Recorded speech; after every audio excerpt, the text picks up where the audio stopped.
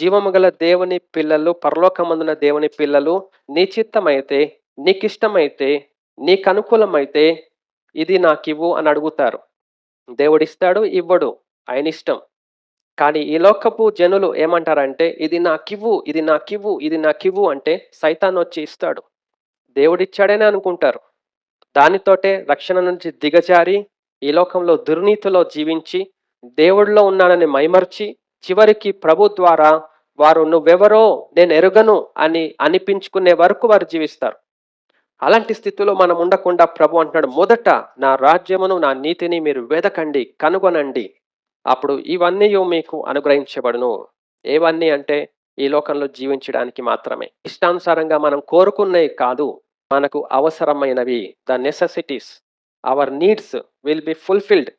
దేవుడు మనకు అనుగ్రహిస్తాడు మన యొక్క నీడ్స్. మన కోరికలు కాదు.